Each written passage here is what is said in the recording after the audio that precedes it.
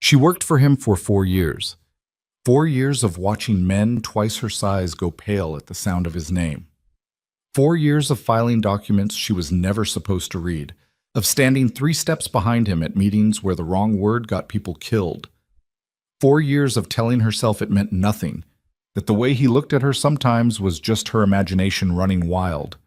Then one night changed all of it. Now she's sitting in a hospital bathroom, staring at a positive pregnancy test, and trying to figure out how to disappear before the most dangerous man in New York finds out he's going to be a father. If you want to know what happens next, stay until the end. Hit like, drop a comment with the city you're watching from. Let's see how far this story travels. The resignation letter had taken Sienna Hart 3 separate drafts, and approximately 11 days of talking herself in and out of it, and even now, standing outside Dominic Moretti's office door with the folded envelope in her hand, she wasn't entirely sure she was going to go through with it. She stood in the hallway of the 44th floor of Moretti Tower, 40 stories above Midtown Manhattan, and she breathed, just breathed. The kind of deliberate, measured breathing she'd taught herself years ago when she first took this job, and realized that working for a man like Dominic Moretti meant learning very quickly how to keep your face still, even when everything underneath it was coming apart. The hallway was empty. It was 6:40 in the morning. She'd come in early on purpose, because early was the only time Dominic was ever alone, before the lawyers arrived, before the senior partners, before Marcus Webb, his head of security, took up his usual post outside the door like a wall with a suit on. She needed him alone. She needed this to be quiet. She needed it to be over. Her reflection caught in the glass panel beside the office door, dark circles under her eyes. She'd done her best to cover, her hair pulled back tighter than comfortable because she needed to look composed, a gray blazer over a white blouse, the kind of outfit she'd worn 100 times. Professional, put together. The outfit of a woman who had everything under control. She looked like a liar. Sienna pressed 2 fingers against her sternum for exactly 3 seconds. An old habit, something her mother used to call finding your floor. And then she knocked. "It's open." His voice, even after 4 years, it still did something to her chest she had no language for. Low, flat. The kind of voice that didn't perform anything, didn't rise or fall for effect. Dominic Moretti said words the way other men signed contracts. Final. Binding. No room for renegotiation. She pushed the door open. He was already at his desk, jacket off, shirt sleeves rolled to the elbow, one hand moving through a stack of overnight reports, and the other wrapped around a coffee mug that said absolutely nothing decorative on it, because of course it didn't. The Manhattan skyline spread out behind him through floor-to-ceiling glass, the city still gray and half-lit in the early morning, and he looked like something carved out of it. Dark hair slightly disheveled in a way that would be fully corrected by 8 a.m. Sharp jaw. That permanent set to his mouth that people who didn't know him read as anger, and people who did know him read as something more complicated. Control, maybe. The exhausting, ceaseless project of keeping everything inside contained. He didn't look up immediately. He never did. He finished whatever line he was reading first. "You're 40 minutes early," he said. "I know." She stepped inside and closed the door behind her. "I needed to talk to you before the day started." He looked up then. His eyes, dark gray, the color of water before a storm, moved over her face with the particular quality of attention he gave to things he was trying to assess quickly. She had watched him do it to lawyers, to rivals, to men who came into rooms thinking they held the advantage. She had never quite gotten used to being on the receiving end of it. "Sit down," he said. "I'll stand." She crossed the room and stopped at the edge of his desk, and she held out the envelope. "I'm resigning." A pause. He looked at the envelope, then back at her. His expression didn't change, which was the thing about Dominic Moretti that had unraveled her slowly and completely over 4 years.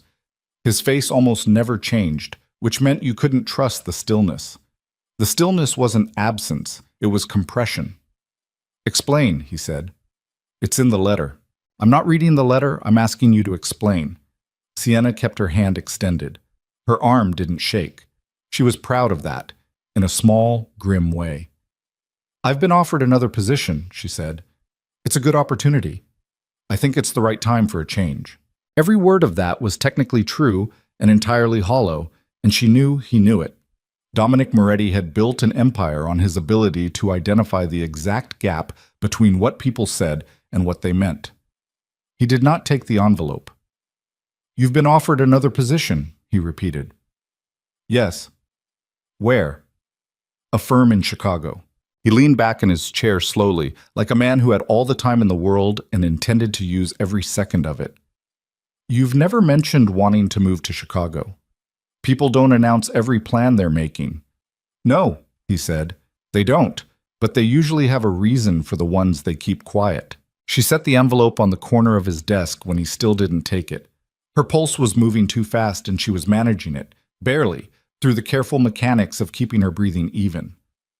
"The letter covers everything about the transition. I'll stay through the end of the month to handle handover. I don't want this to be disruptive." Sienna, just her name, nothing attached to it. But the way he said it, the particular weight he put on it, like he was turning it over in his mouth to find something he'd missed before, made her chest tighten in a way that was infuriating and devastating in equal measure. "This is a professional decision," she said, and she was very careful with her voice. "I'd appreciate it if we could treat it as one."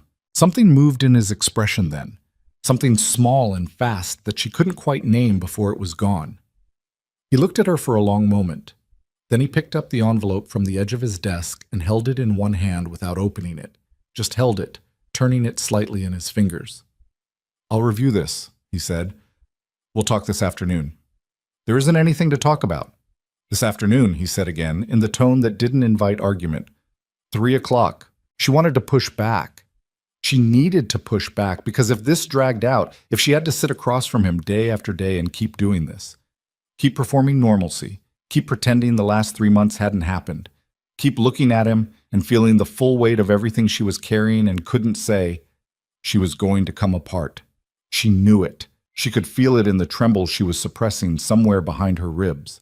But she said, "Fine," because she had always been better at retreating from Dominic Moretti than standing her ground, and she turned and walked back to the door on legs that held. She made it to her own desk. She sat down. She opened her laptop and pulled up the morning briefing files because that was what she did every morning, and routine was the only thing holding her together. 11:40. She was going to make it to 11:40, and then she had a doctor's appointment she had told no one about, and she was going to handle that appointment, and then she was going to come back here and get through 3 o'clock, and then she was going to go home and figure out the next step. One thing at a time, 1 hour at a time. She was not going to fall apart in Dominic Moretti's office building. She had been telling herself that for 12 weeks. The doctor's office was on the Upper East Side, 3 blocks from the park, the kind of quiet private practice that Sienna had specifically chosen because it had no professional connection to anyone in the Moretti organization and no reason to ever appear on any document that crossed Dominic's desk. She had paid in cash for the first appointment. She had given her mother's maiden name on the intake form, which was the kind of thing that would have seemed absurd to her a year ago and now felt like basic self-preservation. Dr. Rena Park was a compact woman in her late 40s with direct eyes and the particular manner of a physician who had been delivering complicated news to people for long enough that she'd learned how to do it without softening it into uselessness. "You're 12 weeks, Dr. Park said, turning the ultrasound screen slightly toward Sienna. "Strong heartbeat. Everything is measuring exactly where it should be." Sienna stared at the screen. She had been staring at variations of this image for weeks now. At the pictures from her first appointment, at the one she'd taken with her phone and then deleted and then found herself searching through her recently deleted folder for at 2 in the morning, and it still didn't feel entirely real. It felt like something happening to someone else that she was observing from a slight distance. "You mentioned last time that you were still deciding about next steps," Dr. Park said, in a tone that was clinical and careful and entirely non-judgmental. "I've decided," Sienna said. "I'm keeping it." "Good," Dr. Park made a note. "Then we'll talk about what the next trimester looks like. Are you managing stress levels?" Sienna almost laughed. It came out as a kind of exhale that she converted into a cough. "I'm working on it. I mean it as a medical question, not a rhetorical one. Elevated cortisol at this stage has real implications. You need to be thinking about sleep, about your environment. I'm resigning from my job today, Sienna said. I'm planning to move. I'm working on it. Dr. Parks studied her for a moment. Is the father in the picture? The question sat in the air of the small examination room, and Sienna looked at the ultrasound screen and thought about Dominic Moretti sitting at his enormous desk, 44 floors above Manhattan, turning her resignation letter in his fingers with that unreadable expression on his face. And she thought about a night 3 months ago that she had replayed so many times, it was starting to feel like a film she'd memorized rather than something that had actually happened to her body in her life. No, she said. He's not. She made it back to Moretti Tower at 2:15. She made it through 45 minutes of actual work, 2 contract reviews, a set of meeting confirmations for the following week that she was technically scheduling for a job she would no longer have, and then at 3 o'clock she stood up from her desk and walked down the hall toward his office, and she was 3 feet from the door when her vision went gray at the edges. It happened fast. One moment she was walking, and the next the floor tilted and her hand shot out and found the wall, and that was all it found because there was nothing else to grab, and her legs simply stopped working, and she went down. She was conscious this whole time, which was the strange part. She was aware of the floor against her knees, the cold of the hallway, the sound of her own breathing, which had gone shallow and wrong. She was aware of a door opening and then Marcus's voice, sharp and loud, calling her name, and then footsteps, fast ones, the kind made by a person who does not move quickly for anything but had started moving quickly now. Then Dominic was crouching in front of her, one hand gripping her arm and the other on her face, turning it toward him, and his expression had broken open in a way she had never once seen in 4 years. Not controlled, not compressed, something raw and frightened underneath the surface of him, cracking through all that discipline. Sienna, look at me. She looked at him. Her vision was stabilizing. The grayness was pulling back. I'm okay, she said. Her voice came out smaller than she intended. You're not okay. You're on the floor. He looked up at Marcus over her head. Call an ambulance. No. She grabbed his arm. No, I don't need... It was just a dizzy spell. I stood up too fast. You didn't stand up. You were walking down the hall. He was still looking at her with that expression she couldn't process, that fractured attentiveness. How long have you been feeling like this? Dominic, how long? She closed her eyes for 1 second. Just one. A few weeks, she said. On and off. I have low blood pressure sometimes. It's nothing. Marcus, he said. Already calling, Marcus said. I don't need an ambulance, she said, and she hated how her voice was shaking now, hated that she was on the floor of this hallway looking up at him, hated that this was happening here, in this building, in his proximity, when she was 11 hours away from being gone. I just need a minute. I need to sit down properly. You are sitting down, Dominic said, on the floor, because you collapsed. He shifted his grip on her arm, steadying. Stop arguing with me. She stopped arguing. She was too tired to argue, and the nausea that had been manageable all morning was suddenly not manageable anymore. And she was focusing everything she had on not being sick in the hallway of the 44th floor of Moretti Tower, which felt like a bare minimum requirement for the day. The ambulance took 11 minutes. In those 11 minutes, Dominic sat on the floor of the hallway beside her and did not leave, and did not look away, and she did not know what to do with any of it.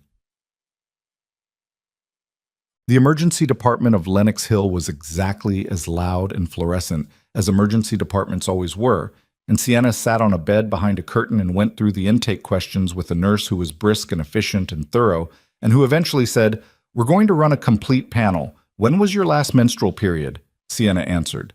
The nurse's pen paused on the clipboard. "And you're currently pregnant?" "Yes," Sienna said. From the other side of the curtain, she heard the particular quality of silence that means a person has stopped moving entirely. She closed her eyes. She should have fought harder to make him stay in the waiting room. She had said twice that there was no reason for him to come back here, that she was fine, that he should go back to the office, that she had this handled. He had said nothing in response both times, which was Dominic's way of saying absolutely not without wasting words on it. And now he was standing 2 feet away on the other side of a thin curtain, and he had just heard everything. The nurse glanced at the curtain and then back at Sienna with an expression of professional neutrality.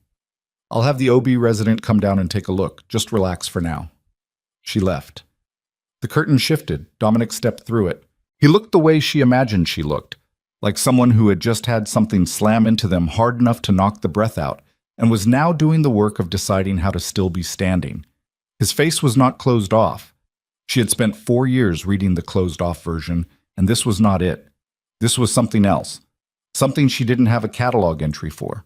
He crossed to the plastic chair beside her bed and sat down, and for a long time he didn't say anything at all, and neither did she. And the noise of the emergency department went on around them, voices, equipment, someone 3 curtains over arguing about discharge paperwork, and the silence between them was enormous and weightless and terrible. How far along, he said finally. 12 weeks. He absorbed that. She watched him do it, watched him calculate backward, watched something in his expression confirm what she knew he was already certain of. There had been no one else. They both knew there had been no one else. This was a math problem with only one answer. You were going to leave, he said, without telling me. It wasn't a question. It wasn't even an accusation, quite. It was the flat statement of a man who had picked up a fact and was simply turning it over, looking at all its surfaces. Yes, she said. There was no point in lying. Not here, not now. Why? She looked at the white curtain across from her, at the thin fabric and the rings on the rod, and the particular institutional beige of a hospital ceiling. She thought about 12 weeks of carrying this alone, about every version of this conversation she'd played out in her head, every way she'd imagined telling him, every way she'd imagined it going wrong. She had imagined him angry. She had imagined him cold and dismissive. She had imagined the particular controlled cruelty he was capable of when someone did something he found inconvenient. She had not imagined him sitting beside her on a plastic hospital chair looking like something had reached into his chest and rearranged everything inside it. Because I knew how you'd react, she said. You didn't know. I watched you end a 15-year partnership with a man who got sloppy and personal. Her voice was steadier than she expected. I watched you cut off your own cousin because he became a liability. I know how you react when people complicate your life, Dominic. I was trying to protect... She stopped. Yourself, he said quietly. Yes. A beat. And the baby. He was quiet for a long time after that, long enough that she turned to look at him, to try to read whatever was happening in that face she had spent 4 years studying. His hands were on his knees, not entirely still.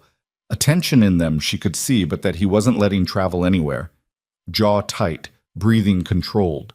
But underneath all of that, under all the machinery of composure he'd built, something was working its way up that he wasn't able to stop. I'm not him, he said. She didn't understand what he meant at first. My father, he said, and his voice had changed slightly, dropped slightly, like the word cost something to say. I know what people think I am. I know what I look like from the outside. He stopped, started again. I'm not him. She looked at him. She had known Dominic Moretti for 4 years, and she had learned most of the things about him that were possible to learn from outside the walls he kept around himself. She knew his professional history, his habits, his routines, the architecture of his public persona. She knew the rumors about his father, about how he'd left, about what Dominic had built in the years after from nothing but anger and intelligence and a particular ruthless clarity about what he wanted. She had never heard him say any of it out loud. I know you're not, she said, and she meant it, and that was the most frightening thing about all of this. That she had spent 12 weeks trying to run from this moment, and she was sitting here now, and the thing she felt, underneath the exhaustion and the fear and the nausea, was something dangerously close to relief. The OB resident appeared through the curtain, young and efficient, clipboard in hand, and Dominic straightened in his chair and his face closed back down into something professional and composed, and the moment, whatever it had been, was sealed over. But he didn't move from the plastic chair beside her bed. He stayed exactly where he was while the doctor asked questions and took notes and ordered an ultrasound, and his presence was solid and complicated and not going anywhere. When the doctor left, Sienna said quietly, You don't have to stay. I'm staying, he said. Dominic, I'm staying, Sienna. He looked at her then, direct and unambiguous, and there was something in his eyes that was not soft. Dominic Moretti was not a soft man, and nothing about this situation was going to make him one. But it was present, fully, uncomplicatedly present. We're going to figure this out. She looked at the ceiling. She thought about the resignation letter sitting on the corner of his desk. She thought about the apartment in Chicago she hadn't actually found yet, the plan that had been more fantasy than logistics, the version of her future in which she was somewhere else, and this was someone else's problem. I had a whole plan, she said, almost to herself. I know, he said. It was a bad plan. She should have argued with that. She was too tired, and somewhere underneath the tiredness, in a place she was not ready to look at directly, she thought he might be right. The ultrasound confirmed everything Dr. Park had already told her. The technician turned the screen so they could both see, and explained the measurements and pointed to the flicker of heartbeat that had been making Sienna feel like the ground was unstable beneath her feet for 3 months running. She watched Dominic watch the screen, and she watched something happen to his face that she had no vocabulary for. Not the controlled fracturing of the hallway, not the calculated stillness of his office, but something much older than either of those, something that looked like a man discovering that a word he'd been using his entire life without fully understanding it had just acquired an entirely new meaning. He didn't say anything. He didn't need to. They kept her for observation through the evening. Blood pressure concerns the doctor wanted to monitor, and Dominic made exactly 2 phone calls, stepping outside the curtain bay briefly, his voice low and controlled in a way that she knew meant he was canceling or delegating something significant. When he came back, he sat back down in the plastic chair, and he stayed there. At some point, he ordered food from somewhere. She never quite figured out how, whether he'd sent Marcus or called someone, and a paper bag appeared with soup and crackers and a bottle of water, and he set it on the tray table in front of her without ceremony, the way you did things for someone when you'd moved past the point of making gestures and arrived at the point of just doing what needed to be done. She ate the soup. It was the first full meal she'd managed in 3 days. You've been not eating, he said. I've been having trouble with nausea. For how long? Since about week 6. She paused. It's normal. It's supposed to get better. He processed that with the expression he used for information he didn't like and couldn't argue with. You should have told me. I wasn't going to tell you at all, she said, and there was no accusation in it, just the plain fact of it. He looked at her. The thing in his eyes was complicated. I understand why you thought that was the right decision. But you were wrong, he said, simply. Not cruelly, just plainly. And I'm here now, so we start from here. She thought about arguing. She thought about the 12 weeks of arguments she'd had with herself. All the reasons, all the logic, the perfectly constructed case she'd been building for why disappearing was the rational choice. All of it felt flimsy now, sitting in this fluorescent room with him 3 feet away. You can't just decide that, she said. You can't just show up and announce that we're handling it and expect that to make everything. I'm not announcing anything, he said. I'm telling you what I'm going to do. What you do is your decision. He paused. But I'm not disappearing. I want you to know that now so you're not building plans around the assumption that I will. She stared at him. You barely looked at me for 3 months, she said. The words came out before she could stop them, and she heard the rawness in them, the thing she'd been holding back for weeks, for longer than weeks if she was being entirely honest. After the gala, you looked at me like I was a problem you needed to manage, every single day, and I had to sit at that desk and… She stopped, pressed her lips together. I know, he said. His voice was quieter than she'd ever heard it. I know what I did. Then why, Because I didn't know what to do with it. He said it like it cost him something, like it was being extracted rather than offered. I don't… That's not something I do. I don't… He stopped, tried again. I've spent a very long time making sure nothing gets close enough to matter. It's not an excuse. It's an explanation. I know the difference. Sienna looked at him. This man who frightened people for a living, who had built walls around himself so thoroughly and for so long that most people who spent time in his vicinity stopped even trying to find a way through them, sitting in a plastic hospital chair at 9:30 in the evening with his sleeves still rolled up and his hair no longer perfectly arranged, and the carefully maintained distance between himself and the rest of the world cracked open in a way that might not be fixable. She was so tired. She was so tired of being afraid, of carrying this alone, of performing fine when she was not fine, of building elaborate escape plans from a feeling she didn't know how to name. "I'm not making any decisions tonight," she said. "Okay. I need to think. I need time." "Okay," he said again, "and I need you to stop looking at me like that." He didn't ask like what. Maybe he knew. He looked down at his hands on his knees, and something shifted in his posture. Not a softening, exactly, more of a deliberate unclenching, like a man practicing something he was not naturally good at. "I have a proposition," he said after a moment. "I'm not interested in—" "Hear it first." He looked up. "Move into the penthouse. Not permanently if you don't want that, not as anything other than a practical arrangement. You're 12 weeks pregnant, you collapsed today, your blood pressure is running high, and you were planning to move to a city where you don't have a support system and handle this alone." He paused. "Move in. Let me have the security team involved. Give the situation a few months before you make any permanent decisions about where you're going." She stared at him. "You're suggesting I move into your home," she said. "Yes." "Because of the baby." "Partly." She waited. "And because—" He stopped. Something moved through his face, uncomfortable and unfinished. "Because I handled what happened badly, and I'd like the chance to handle the next part better." The fluorescent lights hummed. Somewhere beyond the curtain, a monitor beeped steadily. Sienna Hart sat in a hospital bed at 9:30 at night in New York City, 12 weeks pregnant, a resignation letter still sitting on the desk of the man she was refusing to look at directly because she already knew, had known for longer than she wanted to admit, that she was in love with him, that she had been for years, and that this was either the most sensible decision she would ever make or the most catastrophic one, and she genuinely could not tell the difference. "I'll think about it," she said. "That's enough," he said, and he stayed in the plastic chair beside her bed until the doctors cleared her at 11:15, and he rode down in the elevator beside her in silence, and he put her in the car that Marcus had waiting and told the driver her address, and he stood on the sidewalk in front of Lenox Hill Hospital and watched the car pull away, and she did not look back, but she knew he didn't move until she was out of sight.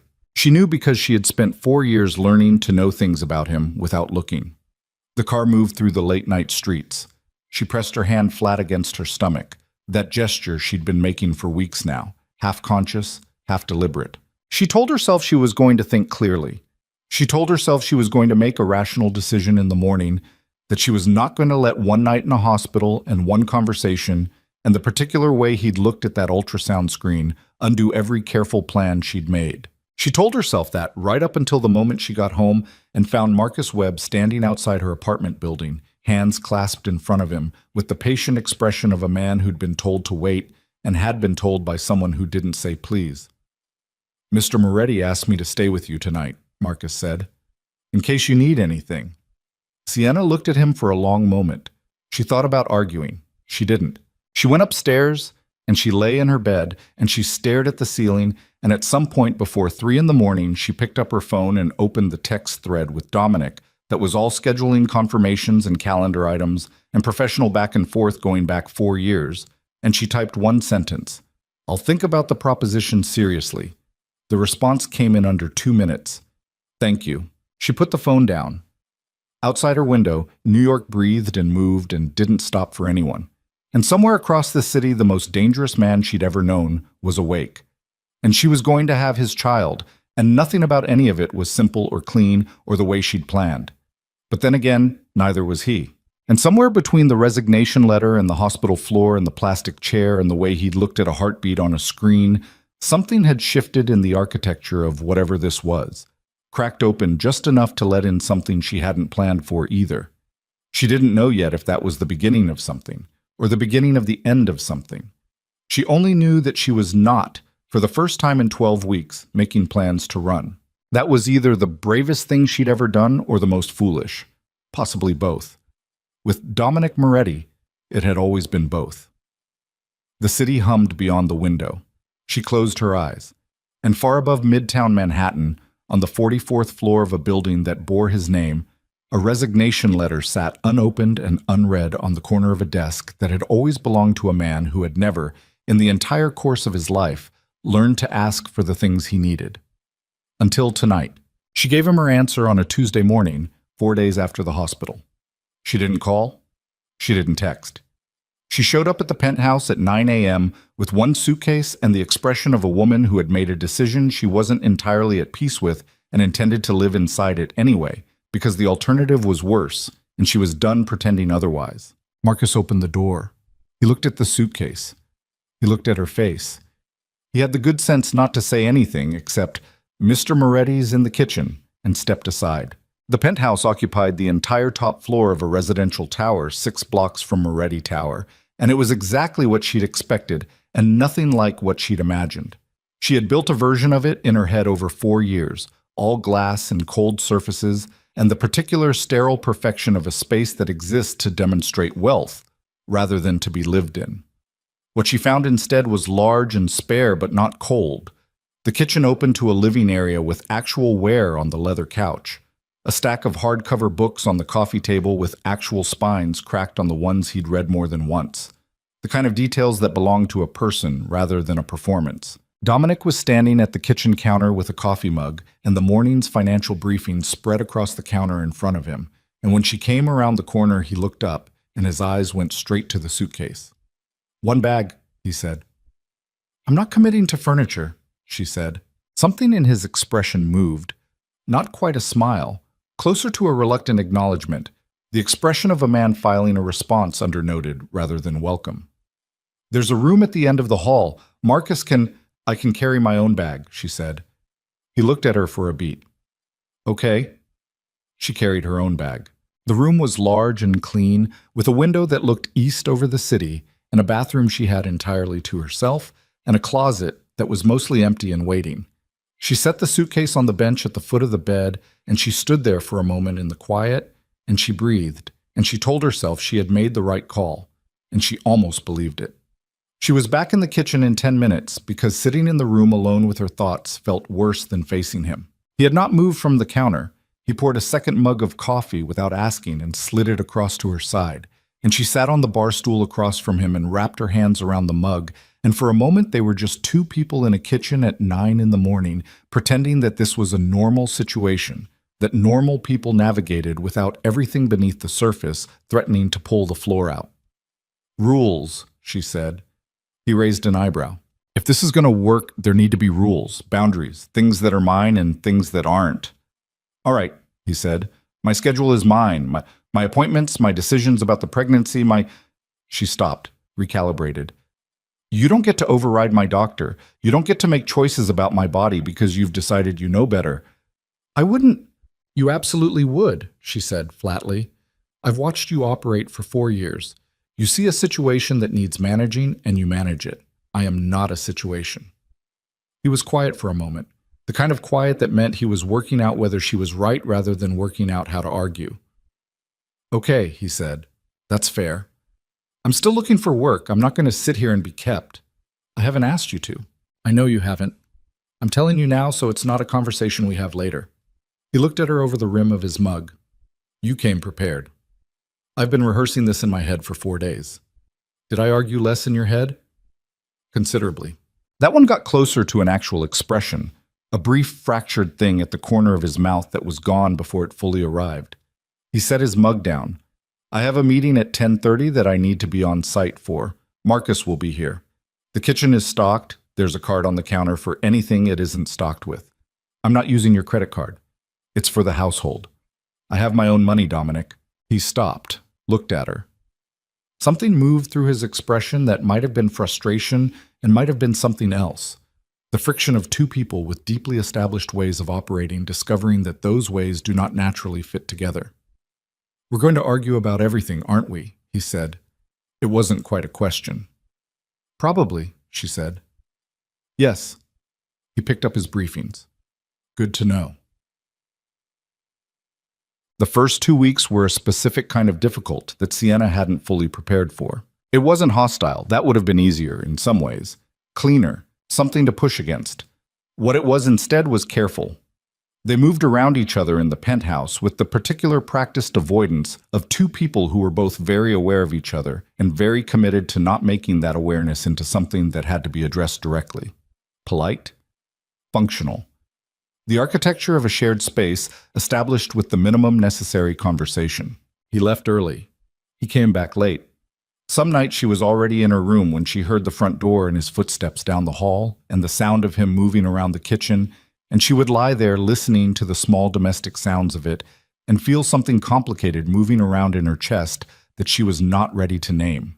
The nausea was getting marginally better. She was eating more consistently, which helped. She had 2 more prenatal appointments, and she went to both of them alone, which she had specifically told him she preferred. And both times she came home to find him in the kitchen at whatever hour the appointment had wrapped. Working, always working, but there.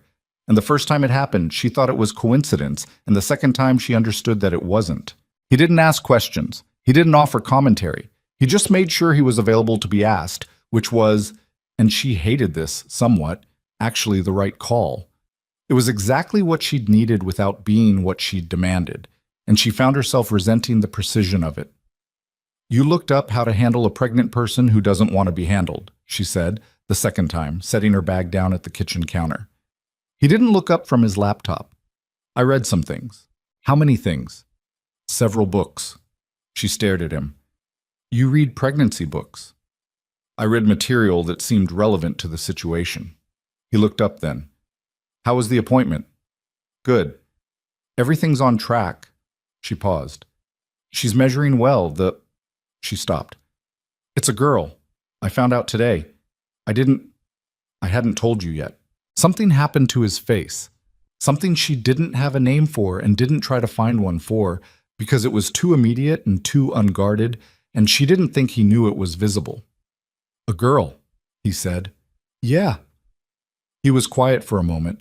Then he nodded once, slowly, like a man absorbing something that required more interior space than he currently had available. "Is she healthy?" "She's perfect," Sienna said, and her voice did something she hadn't planned for, caught slightly on the word, and she looked away and busied herself with her bag because she was not going to cry in front of him in the kitchen over a word. She heard him push back from the counter, heard his footsteps. He came around to her side and set a glass of water on the counter in front of her, and he stood there a beat, close but not touching, and she was acutely aware of the heat of him and the particular quality of his stillness when he was trying to figure out what to do with something. "I'm okay," she said without looking up. "I know," he said. He didn't move away. She picked up the glass of water. He went back to his side of the counter. They ate dinner. He had ordered from the Italian place 3 blocks over, something she'd mentioned offhand 2 weeks ago preferring, which meant he'd remembered and filed it, which was the kind of thing that shouldn't mean anything and somehow meant a tremendous amount. And they talked about logistics, about the next appointment, about the room that was currently his home office that he had mentioned converting to a nursery. Practical things, safe things. But something had shifted, slightly, and they both knew it, and neither of them said so. The trouble arrived on a Thursday. Sienna was in the living room with her laptop, working through the early stages of a freelance project she'd picked up through a former colleague, when Marcus appeared in the hallway with the expression he used when something had happened that needed to be managed before Dominic found out about it in the wrong way. "There's a situation," Marcus said. "That's not a reassuring opening. Ms. Russo is downstairs." Sienna looked up from her laptop. "Valentina Russo?" "Yes." She had known the name for 4 years. Valentina Russo, 42, Italian-born, based out of Milan with operational interests across 3 European countries and a relationship with Dominic that predated Sienna's employment by nearly a decade. Business partner, Allie, the kind of person whose name appeared on the short list of people Dominic actually trusted, which was a list so short it barely qualified as a list. "Does Dominic know she's here?" "He's on a call. She said she'd wait." "In the lobby?" Marcus's expression did something complicated. "She came up. She's in the second sitting room." Sienna closed her laptop. "She came up. She has standing access to the building." Of course she did. Sienna stood up. She was 14 weeks pregnant and wearing a gray sweater, and she had not slept particularly well, and she was not dressed for whatever this was. But she went down the hall because the alternative was sitting in the living room listening to her own heartbeat and waiting, and that was worse. Valentina Russo was standing at the window of the second sitting room, looking out over the city with the posture of a woman who was accustomed to rooms belonging to her, regardless of whose name was on the lease. She was striking. Dark hair cut short, a tailored coat over a silk blouse. The kind of effortless presentation that was actually a great deal of effort made invisible. She turned when Sienna came in, and her eyes moved over Sienna with a precise, unhurried assessment that Sienna recognized because she had watched Dominic do it 100 times. "Sienna Hart," Valentina said. "I've heard about you." "I've heard about you," Sienna said. "Can I ask who let you up?" "Dominic's building," Valentina said pleasantly. "Dominic's rules, not yours." A pause. The pleasantness didn't quite reach her eyes. "Forgive me, that was blunt. I've been traveling for 17 hours and my manners are suffering." She moved from the window to one of the chairs with the ease of someone who had sat in this room before and expected to again. "Sit down. I'm not here to be unpleasant." Sienna did not sit. "What are you here for?" "To see Dominic." Valentina's eyes dropped briefly, without ceremony, to Sienna's midsection and came back up. "And to understand what's happening, since Dominic has been somewhat abbreviated in his communications lately." She tilted her head. "How far along are you?" "That's not something I'm going to discuss with you." 14 weeks, Marcus tells me." Sienna looked at the door, made a note internally about Marcus and what information he considered shareable and with whom. "Then why ask?" Valentina smiled. It was a careful smile, the kind built to look warmer than it was. "I'm asking because I'm trying to understand the situation. Dominic and I have worked together for 9 years. We have interests that depend on stability, on predictability, and in the past 3 months, something has shifted in how he's operating, and I want to understand what that is." "That's a conversation to have with him." "I will." She looked at Sienna steadily. "But I wanted to meet you first, to get a sense of—" She paused, selected a word with visible care. "The dynamic." "The dynamic," Sienna repeated. "He's protective of you," Valentina said. "More than is typical. That concerns me." "Why would that concern you?" "Because men who are protective make mistakes." She said it without heat, as a simple observation. "They make decisions based on emotion rather than calculation. In our line of work, in Dominic's line of work, that creates exposure for him, for the people connected to him." Her eyes stayed on Sienna's. "For you." Sienna looked at her, at the careful face and the careful words and the precise, unhurried way she was delivering something that was either a warning or a threat, wearing a warning's clothing, and she couldn't entirely tell which. "I appreciate the concern," Sienna said. "I think you should wait for Dominic in here and I'll let him know you're here." "Of course." Valentina settled back in the chair, a pause. "You're not what I expected." "What did you expect?" "Someone easier to dismiss," Valentina said, and this time the smile reached something realer underneath it, something that might have been, in other circumstances, something close to respect. "That's not an insult." "I know," Sienna said. "It doesn't make me feel better about this conversation." She went back down to the hall and knocked on the door of Dominic's study and opened it without waiting. He was standing at his desk, the call apparently finished, his phone still in his hand, his expression doing the specific thing it did when he'd just received information he needed to assess. "Valentina's here," she said. He looked up. "I know. Marcus just told me. She came up without asking." "She does that?" "She was asking me questions about the pregnancy." His expression changed. Something in it tightened. "What kind of questions?" "Personal ones, dressed up as professional concern." Sienna stopped in the doorway. "She said your protectiveness of me is creating exposure, that it's affecting your judgment." He was quiet for 3 seconds. "She said that to you directly?" "Yes." He set his phone down on the desk. He looked at the window and then back at her, and the stillness in him was back, but it was a different quality of stillness from the domestic version she'd gotten used to over 2 weeks.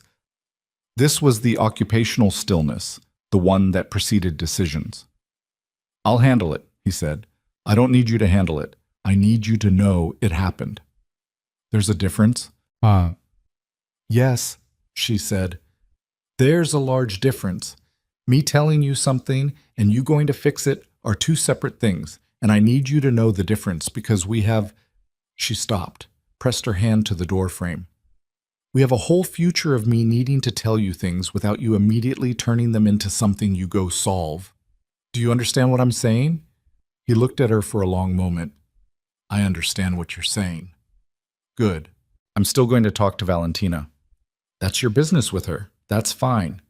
She dropped her hand from the doorframe. Just know the difference. She went back to the living room. She sat down.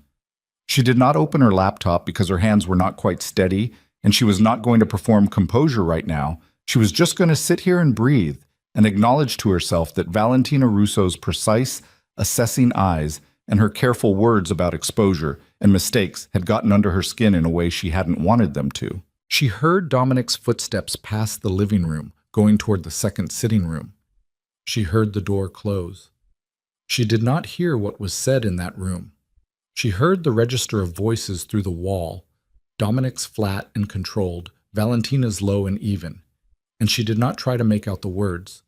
But they were in that room for 45 minutes, and when the door opened again, she heard Valentina's heels in the hallway, and then the front door, and then quiet. Dominic appeared in the living room doorway. He looked tired in a way that was different from his usual tiredness. Something had been worked at in there. She could see it in the set of his jaw. "It's handled," he said. "I told you I didn't need... I know what you told me." He crossed to the couch and sat down at the other end of it, and he leaned his elbows on his knees and looked at the coffee table. "She's not wrong," he said, after a moment. "About some of it." Sienna waited. "My judgment has changed," he said, "in how I'm thinking about certain things, certain risks, what I'm willing to accept and what I'm not." He looked up. "She's right that it's different. She's wrong about what it means." "What does it mean?" He looked at her directly. "It means I have something worth protecting now." A beat. Two things. The room was very quiet.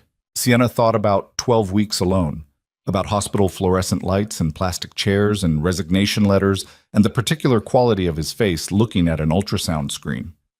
About Valentina Russo's careful eyes saying men who are protective make mistakes, and the cold intelligence in it, and the fact that the cold intelligence was not wrong, not technically, and that the terrifying thing was not that Sienna was a vulnerability. The terrifying thing was that she didn't want to stop being one. "She'll cause problems," Sienna said. "Probably. You knew that before I told you she was here." "Yes." She looked at him. "And you're not going to do the calculating thing, the thing where you weigh the assets and the liabilities and make the rational decision." Something in his face did something that was not quite painful, but was adjacent to it. "I've spent my whole life doing the calculating thing," he said. "I'm trying to learn a different way." He paused. "I'm not good at it yet." "No," she said, "but you're trying." She opened her laptop again. He stayed on the other end of the couch, and after a few minutes picked up one of the cracked spine books from the coffee table and opened it, and they sat there in the same room in the evening quiet of the penthouse. And it was not simple, and it was not resolved, and Valentina Russo was out there somewhere in the city with her careful eyes and her 9 years of history and her professional concern about exposure, and nothing about any of this was going to stay quiet. But right now, for this hour, it was still. 3 days later, Sienna's phone rang at 6 in the morning. Unknown number. She almost didn't answer. She answered. "Ms. Hart." The voice was male, flat, professional. "My name is Ray Colton. I'm a journalist with the New York Standard. I'm reaching out for comment on a story we're running this week about Dominic Moretti's personal life, specifically regarding a pregnancy and reports that the child's mother is a former employee who..." Sienna hung up. She sat on the edge of her bed with the phone in her hand and her heart moving hard in her chest, and the city going pale and gray outside her window, and she understood with sudden, complete clarity that the still hour in the living room had been exactly that, 1 hour, and that whatever was coming next had already started before she was ready for it. She sat on the edge of the bed for 40 seconds, counted them.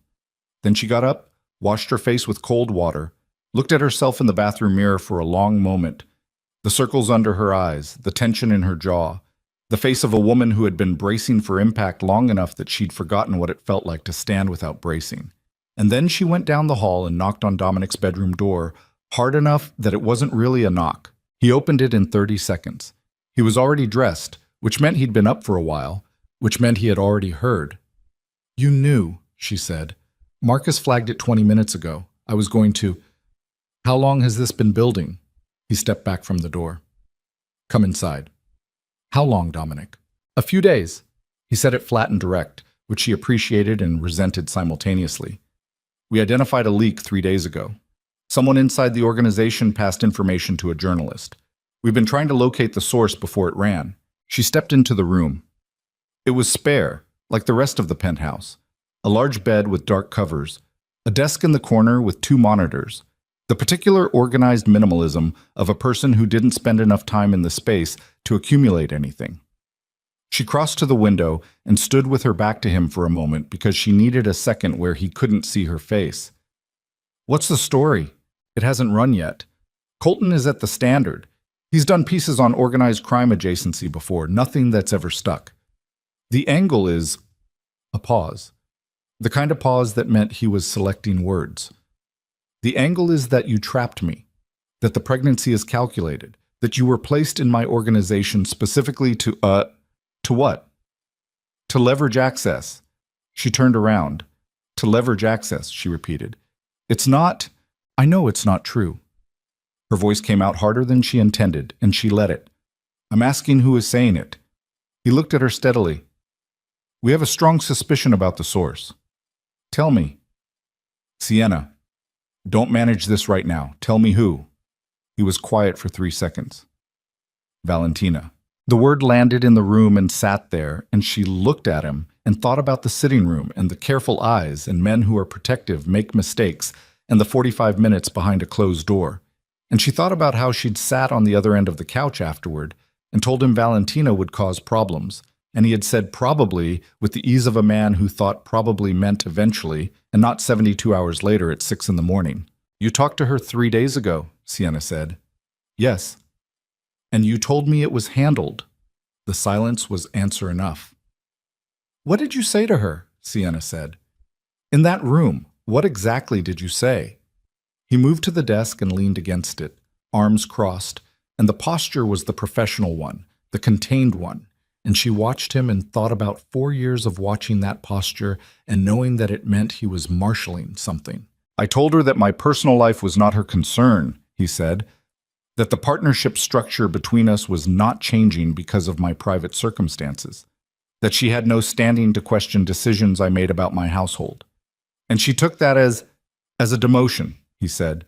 "Yes, which it was," which she understood correctly. Sienna pressed her fingers against the window glass.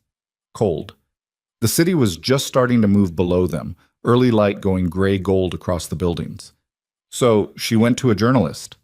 She gave him a source, background, deniable, the kind of thing that looks like industry gossip until it's in print, and then it's permanent. And once it's in print, every outlet picks it up. The framing sticks.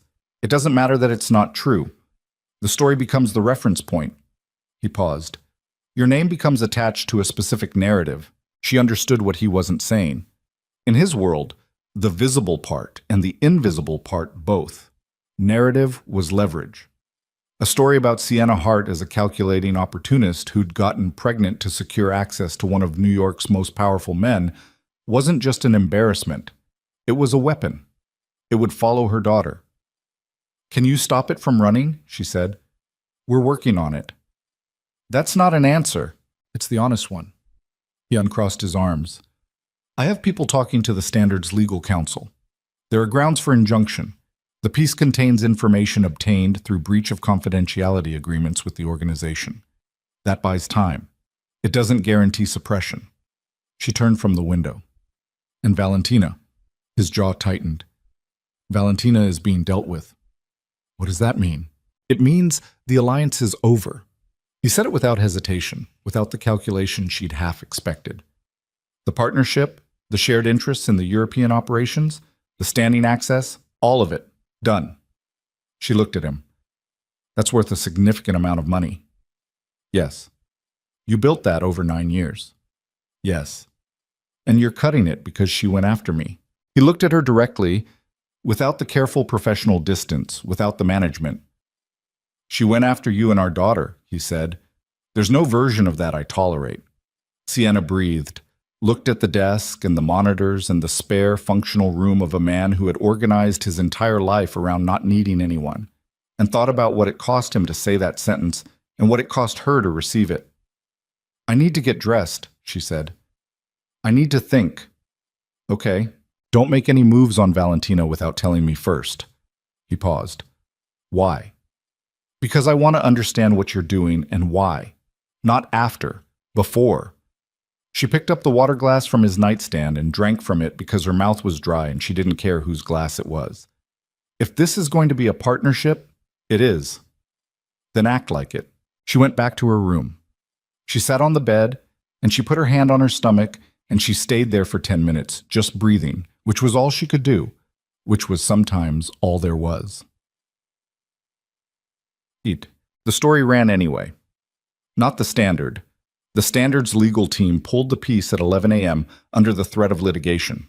By 2 in the afternoon, a version of it had appeared on 3 separate industry blogs, shorter, less detailed, sourced to people familiar with the matter. And by 4 o'clock, it had been picked up by 2 gossip outlets and 1 legitimate financial publication that ran a sidebar framing it as questions about leadership stability at Moretti Enterprises. Sienna read all of it. She shouldn't have, but she did. She sat in the living room with her laptop and she read every version of herself that Valentina Russo had handed to strangers to construct. And she was careful to keep her face still because Marcus was at the kitchen counter and she was not going to let anyone in this building see her break down over someone else's story about who she was. The words were specific and surgical. Former executive assistant. Pregnancy revealed under dramatic circumstances. Sources close to the organization question whether Ms. Hart's position in Mr. Moretti's personal life reflects a professional relationship that became inappropriately entangled. One of the blogs used the word calculated twice. One used the phrase long game. She closed the laptop. She went to the bathroom. She ran cold water over her wrists, which was something she did when she needed to slow her pulse. And she looked at herself in the mirror again and she said out loud quietly to no one, "This is not who you are," which was the kind of thing that sounded hollow and was nevertheless necessary to say. When she came back out, Dominic was in the living room. He had his phone in one hand and the expression that meant he had been reading the same things and was containing the response to it through the same exhausting machinery he contained everything through. "I've seen it," she said, before he could speak. "Sienna, I don't want to talk about what it says." She sat down on the couch. "I want to talk about what happens next." He sat in the chair across from her, set his phone face down on the coffee table, which she had learned was his version of putting everything else aside. "I'm issuing a statement through the organization's communications office. Straightforward, no details, no engagement with the narrative, just a clear declaration of the facts. That I'm going to have your child, and I live here. That you are my partner, and that we are expecting a daughter. And that any characterization to the contrary is false and will be challenged legally." She absorbed that. Partner. Is that the wrong word? She thought about it. About the word, and what it meant, and what it didn't mean, and the conversation they had never technically had about what this was, what the arrangement was, beyond the practical logistics of a pregnant woman, and a penthouse, and a man trying to learn a different way of operating. "It's not wrong," she said carefully. "It's just bigger than we've said out loud." "I know." He looked at her steadily. "I'm saying it anyway." She looked at the coffee table, at the cracked spine books, and the glass of water she'd apparently carried in from the kitchen at some point without noticing. "There's something I need to ask you," she said. "Ask." "Did you know Valentina would react this way when you ended the alliance?" He was quiet. "Dominic." "I knew she would react," he said. "I underestimated the speed and the directness. But you knew there would be consequences for me." He didn't look away. "Yes. And you made the decision anyway." "Yes." "Without telling me that was a risk." The pause this time was longer. He picked up his phone from the coffee table and set it down again without looking at it, the gesture of a man managing an impulse. "I thought I could contain it before it reached you. I was wrong." "You thought you could protect me from the consequences of your own decision," she said, without letting me weigh in on whether I wanted that protection. "Yes," he said, flat, direct, no softening. She stood up, not from anger, or not only from anger, but because she needed to move, needed to be vertical and in motion rather than sitting still absorbing this. She walked to the window and stood there the way she'd stood in his bedroom that morning, and looked at the city and tried to locate something solid inside herself to stand on. "I'm not a civilian," she said. "I'm not someone you protect by keeping things from. I have been in your world for 4 years. I know what I'm standing in. I need you to stop making choices about my life based on what you think I can handle." "That's fair," he said from behind her. "I know it's fair. I'm not asking for acknowledgement. I'm asking you to actually do it differently." "I know." She turned around. "Do you? Because you said you were trying to learn a different way, and I believe you mean it, but meaning it and doing it are not the same thing. And right now there are 3 stories online calling me a calculated opportunist, and I found out about the risk from a journalist at 6 in the morning, not from you." He stood. He moved to the window and stopped a foot away from her, and she held her ground because she was not going to step back from him anymore. Not in this penthouse. Not in this life they were building, whether they decided to build it or not. "You're right," he said. "All of it. You're right." She looked at him. At the controlled face and the exhausted eyes, and the jaw that was always tighter than it needed to be, and the hands at his sides that were not entirely still. "I need you to propose something to me," she said. It came out of her unexpectedly, and she didn't pull it back. He looked at her. "Not now," she said. "Not today, not as damage control, not as a statement for the communications office. But I need to know that at some point you're going to say it like you mean it. Because the word partner doesn't cover what this is, and it doesn't cover what our daughter is going to need, and I don't want to still be figuring out what we are to each other when she arrives." He was very still. "I'm not saying yes," she said. "I'm not even saying I'll say yes. I'm saying I need to know that it's coming, that you're—" She stopped, pressed her hand flat against her sternum. "That you're in this." "I'm in this," he said, and then quietly, "I've been in this for longer than you know." She looked at him. "The gala wasn't an accident for me," he said. The words were coming out careful and slow, the way he said things that were being said for the first time outside his own head. "I didn't know what to do with it. I handled it badly. I've handled most of this badly." He paused. "But I have never, not once in 4 years, looked at you the way you think I looked at you after. Like a mistake. I looked at you like a man who had gotten close to something that was going to change everything and didn't know how to survive it." Sienna breathed. "I'm still not entirely sure how to survive it," he said, "but I'm not trying to find my way out anymore." The city moved below them, indifferent and enormous. Her heart was doing something complicated, and she was not going to stand here and cry. She was absolutely not going to do that, and she mostly succeeded. "Okay," she said. "Okay. I'm going to go lie down. The nausea is coming back." "Okay." She moved past him toward the hallway, and she stopped when she was level with him, and she did something she hadn't planned, something that came from the same unplanned place as the question she'd just asked. She put her hand briefly on his arm, just the side of her hand against his forearm, there and then gone, barely a touch. He didn't move, but something in the quality of his stillness changed. She went down the hall. She lay down on the bed. She stared at the ceiling, and she thought about what he'd said and what it meant and what was coming, because something was still coming. She could feel it, the particular atmospheric pressure of a situation that had not yet reached its worst point. And she was right, because 2 hours later, Marcus came to her door with an expression she had never seen on him before and said quietly, "There's been a development. Mr. Moretti needs you in the study." She got up. In the study, Dominic was standing at his desk with his phone in his hand, and every trace of the man who had been talking to her at the window, the unguarded one, the one practicing a different way, was gone. What was in the room was the other version, the version that ran the things no one talked about, the version that made men go pale. "What happened?" she said. He turned the phone so she could see the screen. A photograph. Grainy, taken from a distance through a window.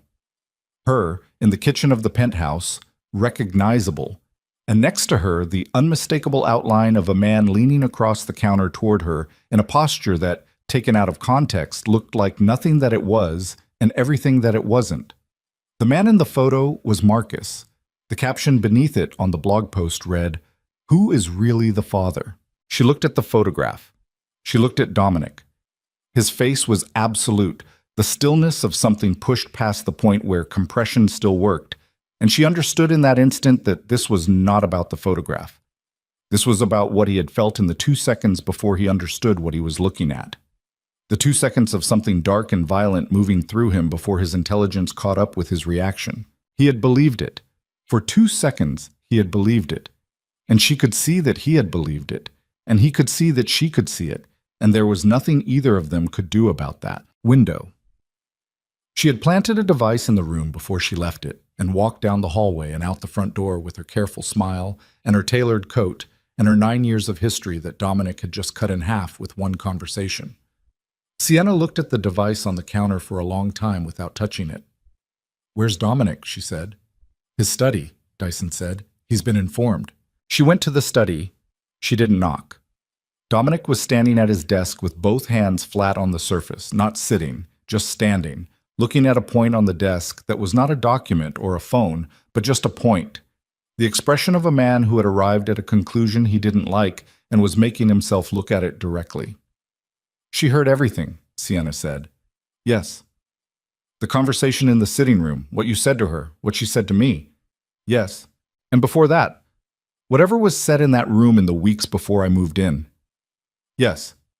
He straightened, looked at her. "The device was active before your arrival, which means she was planning this before I ended the alliance. The ending wasn't the trigger, it was the acceleration." Sienna stood in the doorway. She came here to plant it herself, the day she came up without asking. His jaw was tight enough to be visible. "Marcus gave her access because she had standing clearance. I hadn't revoked it yet. She knew the window." He paused. She knew exactly how long she had. 9 years, Sienna said. Not accusatory. Just the fact of it. The cold arithmetic of a woman who had spent 9 years learning the architecture of Dominic Moretti's world in enough detail to place a device in a room she could access on a Thursday morning and walk out of without anyone looking twice. "I underestimated her," he said. It came out flat and precise, the way he said things he found unacceptable about himself. "You trusted her. I trusted her professionally, which is different. I didn't account for—" He stopped. "For the fact that it was personal for her," Sienna said. He was quiet. She crossed the room and stood at the side of the desk. Not behind it, not across from it, beside it, next to him. "Was it?" she said. "Personal for her." He looked at the window. "Valentina and I have a specific history," he said. "It was never—" He stopped, tried again. "Years ago, before the professional relationship solidified, there was a period where it could have gone differently. I made a decision that it wouldn't. She accepted that. Or I believed she had." Sienna processed this quietly. "And then I arrived. And then you arrived." He turned to look at her. And something that had been decided apparently became undecided in her assessment. She thought about the sitting room, about the careful eyes and the word exposure, and the way Valentina had said, "You're not what I expected," with something underneath it that Sienna had read as close to respect, but might have been something else entirely.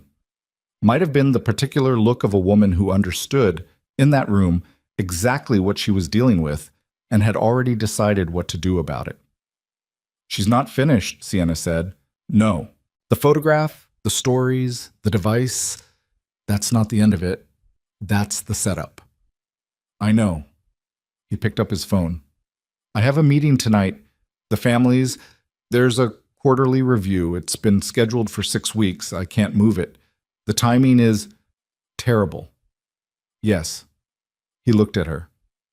"I need Marcus here with you." "Then take someone else to the meeting." "The meeting requires Marcus. He's the one who—" He stopped, looked at the phone. The internal calculation she could see running behind his eyes was visible and fast and not entirely comfortable to watch. "I'll send 2 additional people, Dyson and Chen. They stay on this floor." "Dominic." She waited until he looked at her. "Go to the meeting. I'm fine." "You're 20 weeks pregnant and someone has been watching this apartment, and you have obligations that exist independently of me," she said. "Go. Deal with your business. I'll be here." He looked at her for a long moment, with the particular expression that had no name in her catalog for him yet. Something between trust and resistance. The look of a man learning to let someone stand on their own, while every instinct he had was telling him to stand in front of them instead. "Call me if anything—" "I'll call you," she said. He left at 7. The penthouse was quiet. Dyson was in the hallway. Chen was at the building entrance.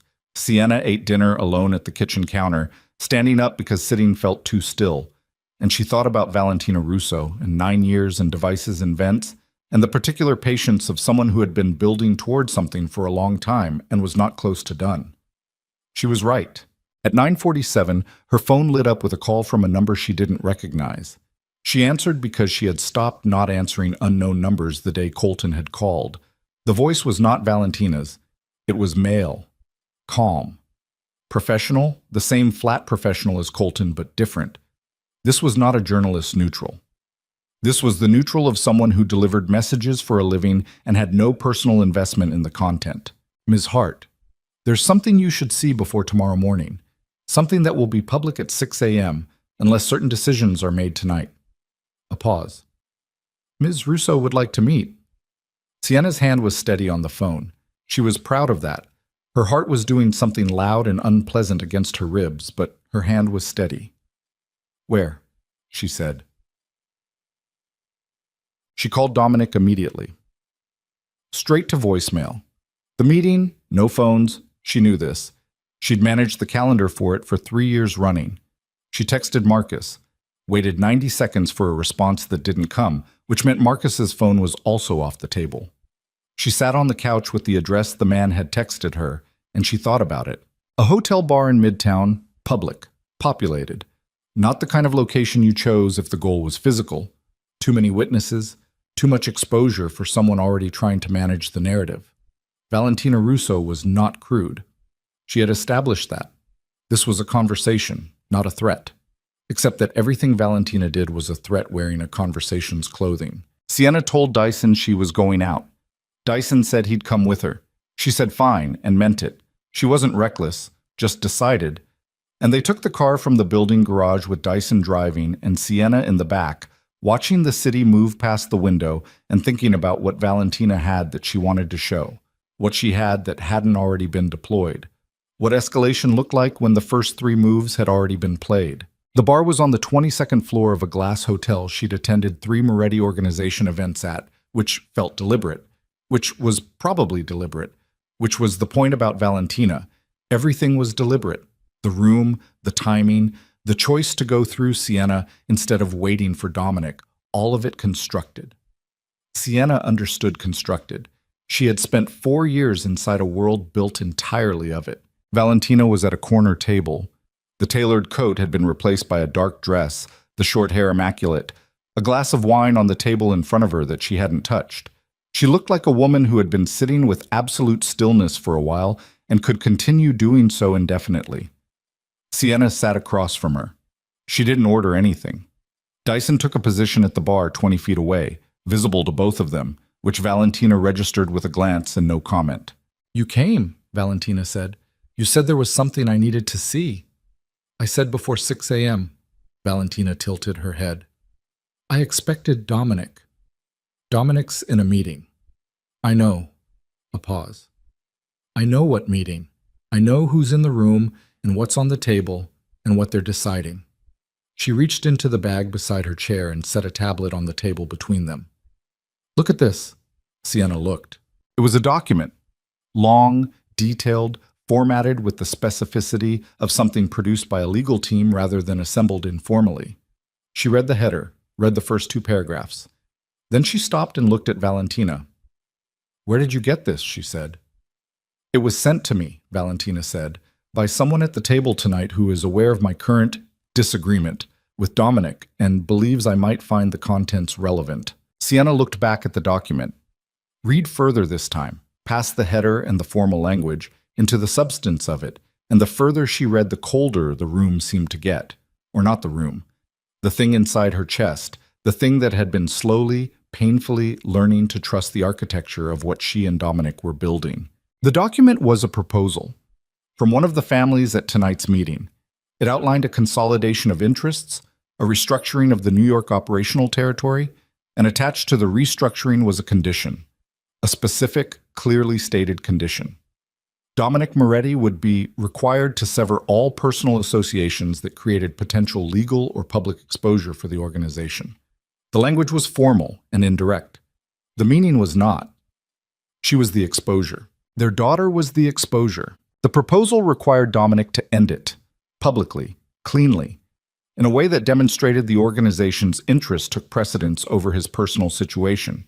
And the proposal was dated 3 weeks ago, which meant it had been on the table since before the stories ran, since before the photograph, since before the device in the vent, all of which meant that the pressure campaign had not been Valentina acting alone out of personal grievance.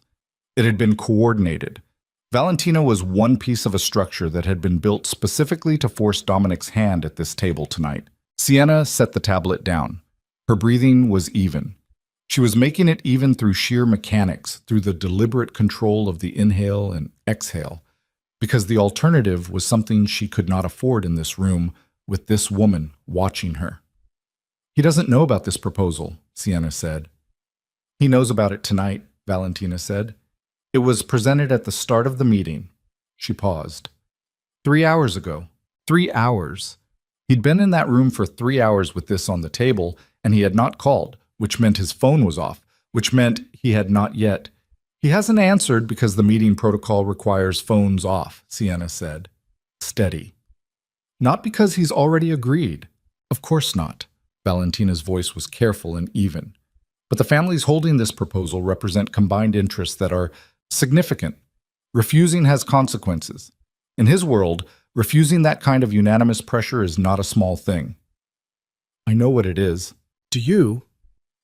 Valentina reached out and turned the tablet slightly, not toward herself, but angled between them, the gesture of someone making a point about ownership. Because there's a version of this that ends well for you. The proposal includes provisions for settlement, financial, for the child. You would not be left without resources. Sienna looked at her. He's being asked to choose, Valentina said simply, between the organization and you, and I want you to understand what that choice costs him before you decide whether you're willing to let him make it. You want me to leave, Sienna said. I want you to understand the stakes. No. Sienna leaned forward slightly, just enough. You want me scared. You want me to look at that document and think about what it means for him to refuse it and decide that the right thing, the kind thing, is to take the settlement and go. You want me to do the work for you. She paused. Because if I leave on my own, you don't have to be the one who broke it. Valentina's expression did not change, but something behind it moved. Something she controlled quickly and completely, but not quickly enough. You're protecting him, Sienna said. That's what this is, underneath all of it. You're not trying to destroy him. You're trying to save him from a decision you think he's not capable of making clearly. She kept her voice even. You're in love with him. The bar noise continued around them. Glasses and low conversation and the particular ambient sound of a city that never paused for anyone's revelation. Valentina picked up her wine glass, took a single measured sip, set it down. Be careful, she said quietly. I'm not being cruel, Sienna said. I'm saying it because it matters.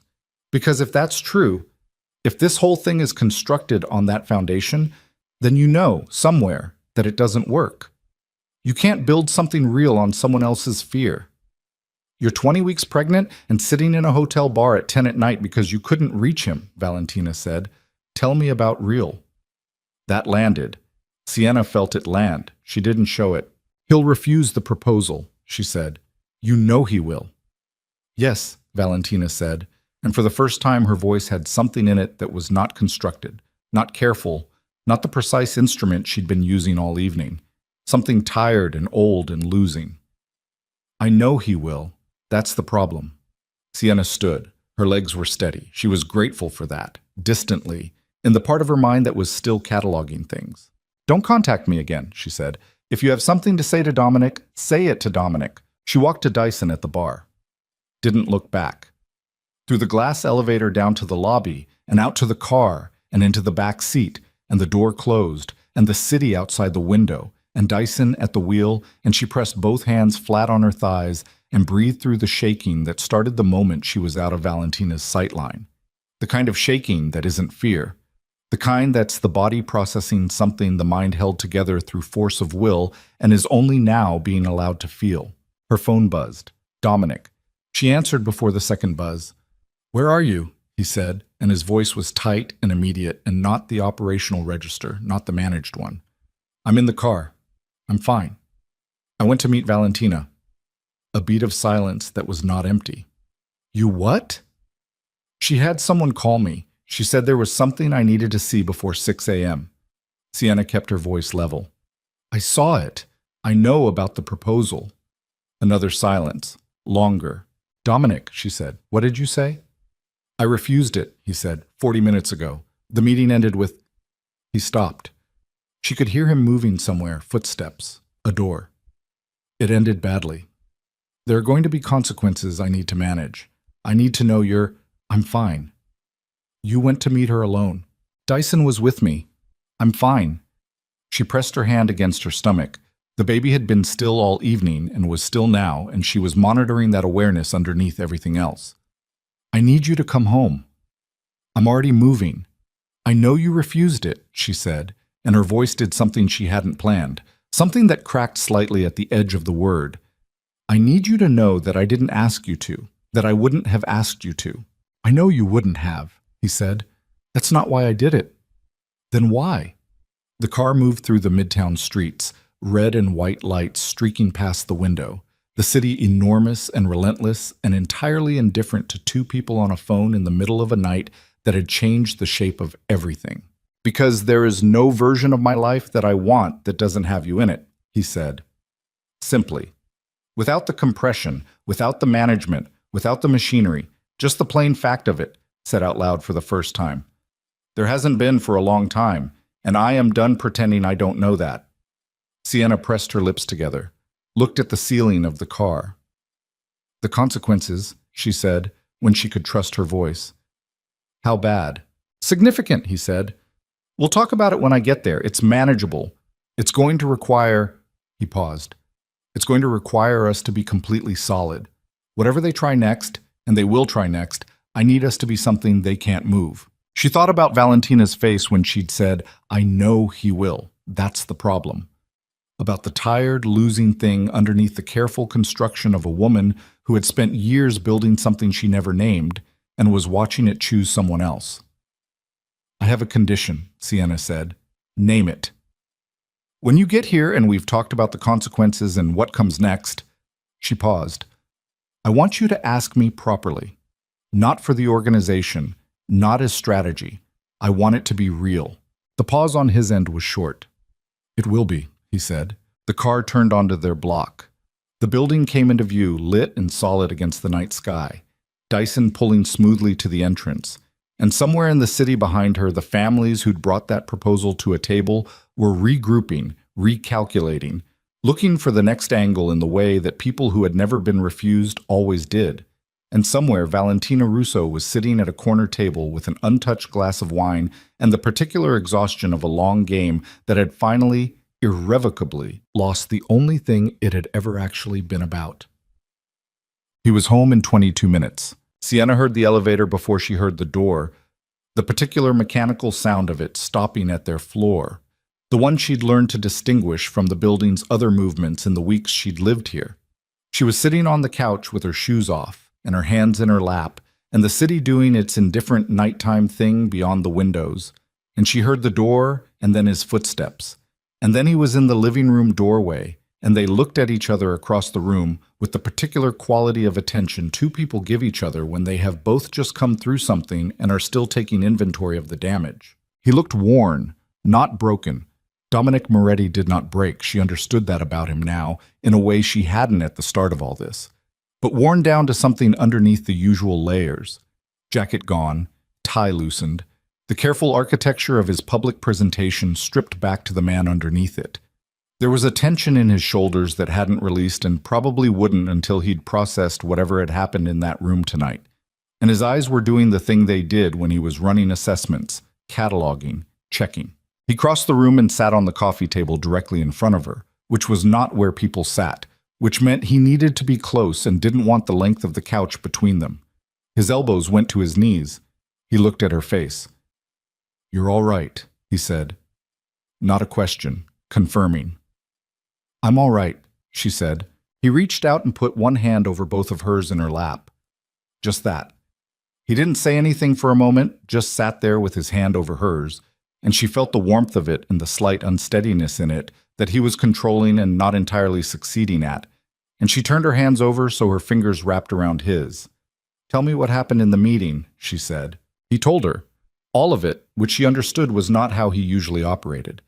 Usually there were categories of information, things that were hers to know, and things that were managed away from her for reasons that were partly protection and partly the ingrained habit of a man who had kept his own counsel for so long that sharing felt like structural damage. Tonight he told her everything.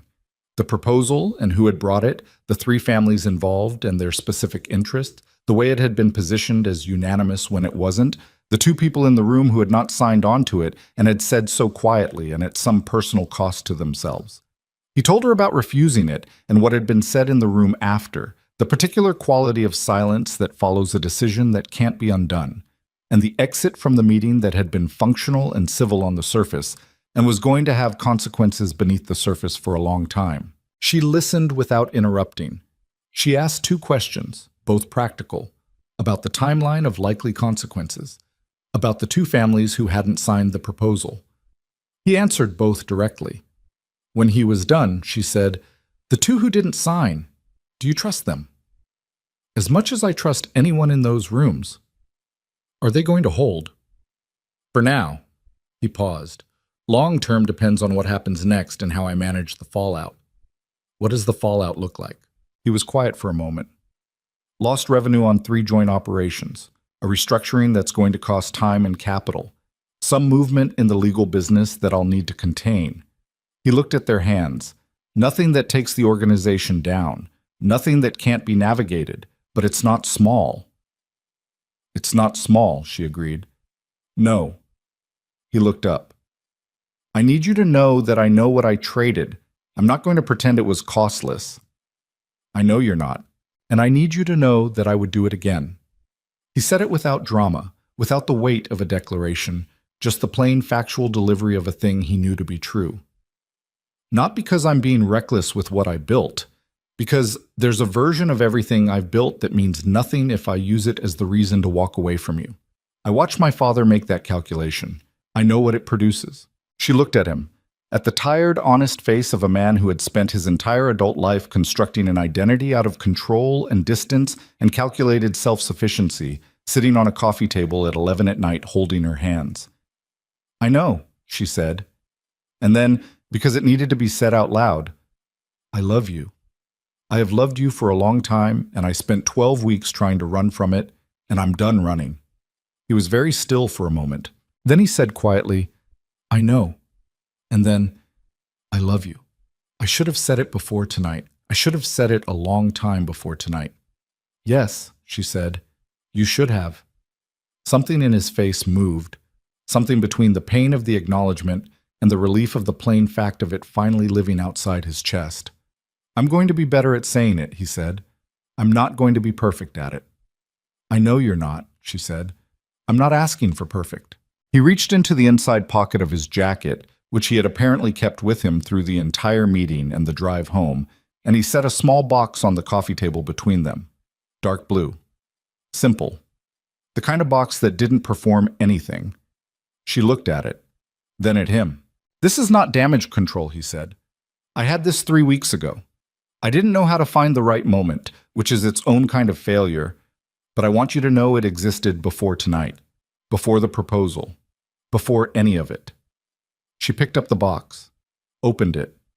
The ring inside was not enormous or theatrical, a single stone, clean setting, the kind of thing chosen by someone who had thought about the person rather than the gesture.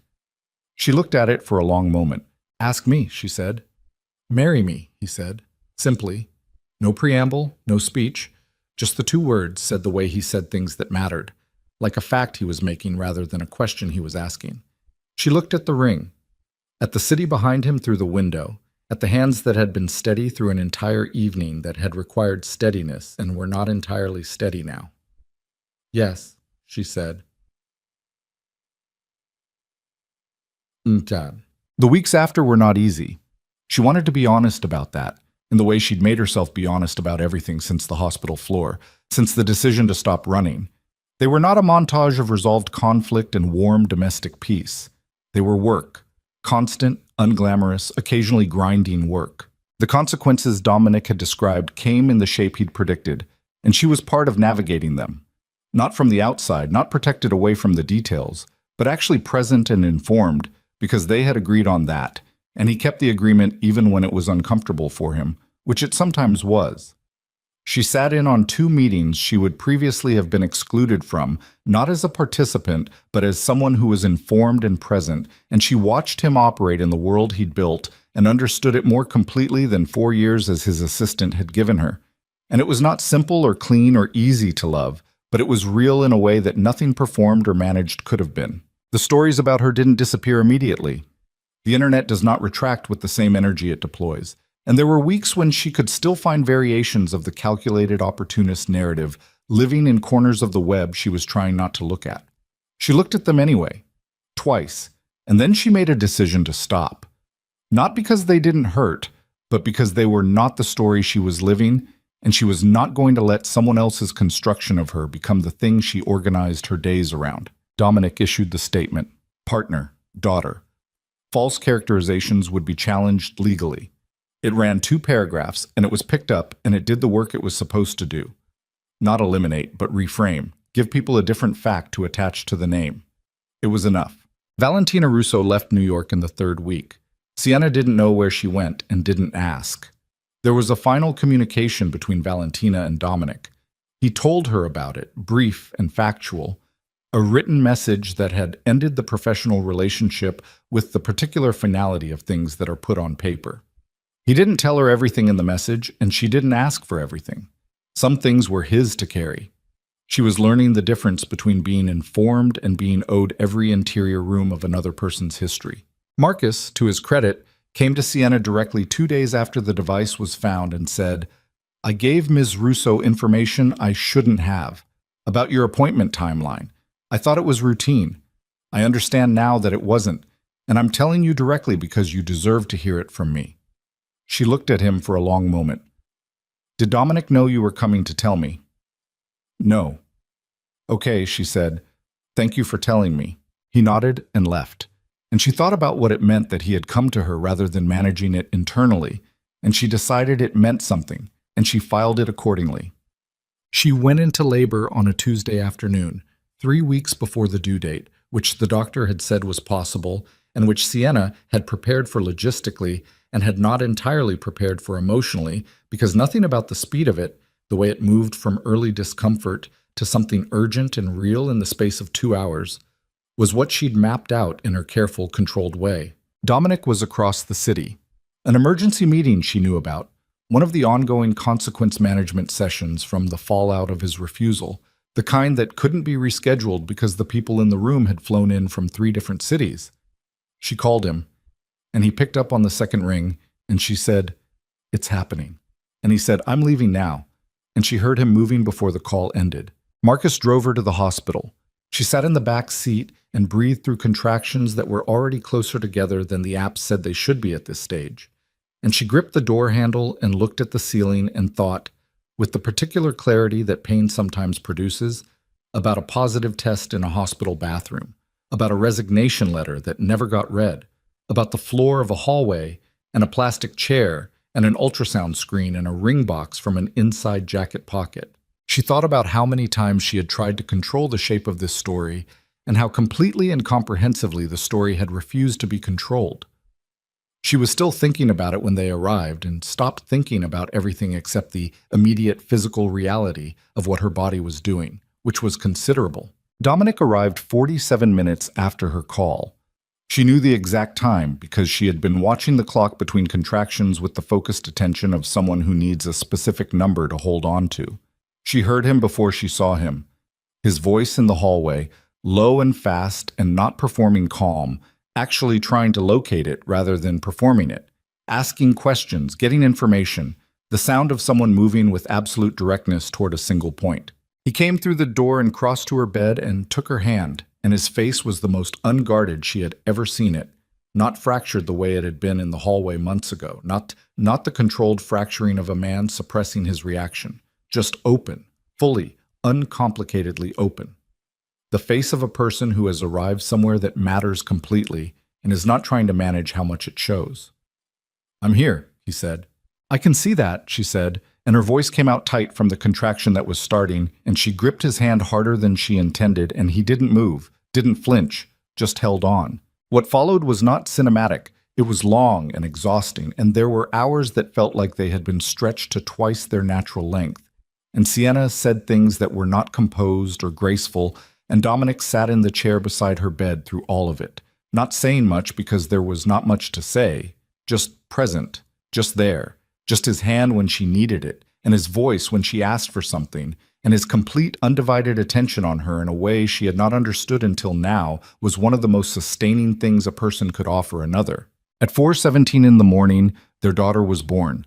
She was small and red-faced and furious about the transition from one world to the next, which Sienna thought, in the particular post-labor clarity that is like no other mental state she had ever experienced, was exactly right. The appropriate response to arrival. The appropriate response to being thrust without consent into something enormous and unknown. The nurse placed the baby on her chest, and she felt the weight of her, the specific, particular, irreducible weight of this new person. And she stopped thinking in words for a moment. Just stopped. Just held her. She looked at Dominic. He was standing at the side of the bed, and his face was doing something she had no catalog entry for and would never be able to fully describe to anyone who hadn't been in that room. His eyes were wet. She had never seen that before, and understood she was not likely to see it many times again, and she understood it for exactly what it was. A man who had spent his entire life building walls against the specific vulnerability of loving something that could be lost, encountering something that had walked straight through every wall he'd ever built, and set up residence in the middle of him without asking permission. "Come here," she said. He sat on the edge of the bed, and she shifted carefully, and he looked at his daughter for the first time, at the small, furious face and the tiny hands already balled into fists like she was prepared for a fight. And he reached out one careful finger, and she grabbed it with a grip that was absurdly strong for someone who had existed outside a body for approximately 4 minutes, and something in him, the last thing, the deepest held thing, the thing he'd been protecting for so long he'd stopped knowing it was there, let go. "Hi," he said, very quietly, to the baby. That was all. Just that. Sienna watched his face. She watched the man who had run a criminal empire with cold precision and never once let anyone see the cost of it, holding a 7-pound person with enormous gentleness and saying hi in a voice she had never heard come out of him before. And she thought about her mother's phrase, "finding your floor," and thought that this was it. This was where she stopped falling. This strange, difficult, hard-won, imperfect, real thing. This was the floor. They named her Elena, not after anyone. Just a name they had discussed in the kitchen at 11 at night 3 weeks before she arrived, both of them at the counter with tea that had gone cold, running through names the way you do when you are trying to find something that fits a person you haven't met yet but can feel coming toward you. Sienna had said it, and Dominic had gone quiet for a moment and then said, "Yes," in the tone he used for things that were settled. The hospital ceremony was small. A judge who owed Dominic a favor of the professional rather than the criminal variety. 4 people on her side, 3 on his. The loyal kind, the ones who had been present through the worst of it and had not recalculated their position when the organization took its losses. She wore a dress she'd bought in the maternity section of a store on Madison Avenue because nothing else fit, and she had refused to be stressed about it, which was one of about 15 ways she had changed in the months since the penthouse and the couch, and the careful learning of a different way. The ceremony was 11 minutes, short because neither of them had ever been people who required ceremony to make things real. What made things real was the accumulation of decisions, the resignation letter she'd brought and he'd never read, the hospital floor, the plastic chair, the soup that had appeared without fanfare, the ring from an inside pocket, the 47 minutes between a phone call and a door opening. Dominic said, "I do," in the same tone he said everything that was settled. She said it and meant it in the marrow of her bones. The months after, she would later think, were the ones she hadn't known to want. Not the dramatic months, not the months of crisis and consequence management and navigating the fallout of a man who had chosen love over leverage. Those had their own exhausting texture, real and important, and they were not finished. They would probably never be entirely finished, because the world Dominic operated in did not resolve cleanly, and she had accepted that as the cost of this particular life. But the other months, the ones where Elena slept in the room that had been Dominic's home office and was now filled with the particular soft light of a baby monitor and the quiet sounds of a person who was learning the world one small sensation at a time. The ones where Sienna worked from the kitchen counter on the freelance projects that had grown into something more substantial, something that was hers, built by her hands and her mind with no penthouse and no organization attached to it. The ones where Dominic came home before 8 more often than not. Not every night, not always. The world he ran did not accommodate always, but more often. And she had learned to distinguish between the version of him that walked in still carrying the day and the version that walked in and set it down at the door. And she had learned that the second version was the one she'd spent 4 years glimpsing in the spaces between his walls and had never believed was consistent enough to be the truth of him. It was. It just required something to make it worth the effort of coming home to. One morning, Elena was 4 months old, pulling herself toward upright with an intensity that Sienna recognized as genetic. Dominic came into the kitchen at 7 a.m. and picked the baby up from the floor mat where she'd been conducting her project, and Elena grabbed his nose, which she had discovered was hilarious and repeatable. And he made the face he made when she did this, pained and helpless and trying not to smile and failing, and carried her to the window to show her the city going gold in the early light, narrating it in a low voice, the bridge and the water and the buildings, like she could understand, like it mattered that she know the shape of the world she'd arrived in. Sienna stood at the counter with her coffee and watched them. She thought about the woman who had stood outside a door with a resignation letter, telling herself that disappearing was the rational choice, that love was something to be managed and controlled and, if necessary, evacuated from. She thought about 12 weeks of carrying something alone because she had been so certain of how it would go, so certain that the worst version of the story was the only honest one. She thought about how wrong she had been. Not wrong to be afraid. The fear had been real and legitimate and earned. Not wrong to protect herself. A woman who doesn't protect herself in a world like this one doesn't last. But wrong about what was on the other side of the fear. Wrong about what she would find if she stopped running.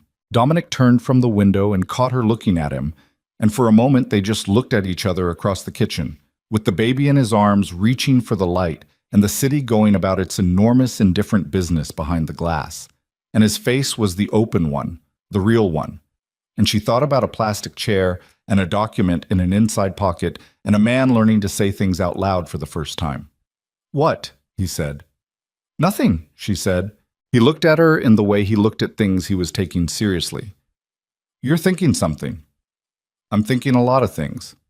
"Name one." She set her coffee down, crossed the kitchen to where he was standing and put her hand on Elena's back, the warm, solid weight of her, and looked at Dominic and thought about what was true and said it. "I'm thinking that the thing I was most afraid of turned out to be the thing I needed most." She paused. "I don't know what to do with that exactly, but I think it's worth knowing." He looked at her. Something in his face settled. Not the stillness of suppression, but the stillness of a person who has arrived somewhere and recognized it. "Yeah," he said quietly. "It is." Elena grabbed Sienna's finger with her other hand, the same iron grip she'd been born with, holding both of them simultaneously with the absolute confidence of someone who doesn't yet know the world could be otherwise. And Sienna felt the pull of it, the specific gravity of this moment, this kitchen, these two people who had taken the long and difficult and costly route to standing here. She had thought, once, that the positive test was the end of the life she'd planned. She understood now that it had never been an ending. It had been the first honest thing in a long line of managed half-truths she'd been telling herself about what she wanted and what she was worth, and what was possible for a woman who had spent 4 years loving someone from 3 steps behind and believing that was all she was ever going to get. She had been wrong about that too. The city moved below them. Elena squinted at the light. Dominic stood at the window of the penthouse that had stopped being a showpiece the moment it became a place people actually lived in. And he held their daughter and kept his eyes on Sienna's face, and outside the glass the world went on being large and complicated and not particularly interested in any individual's happiness. But in this kitchen, at this hour, with the coffee going cold on the counter and the baby trying to eat the morning light, and the man beside her who had learned, imperfectly and at great cost, that strength was not the same thing as invulnerability. In here, It was enough. More than enough. It was finally and completely everything.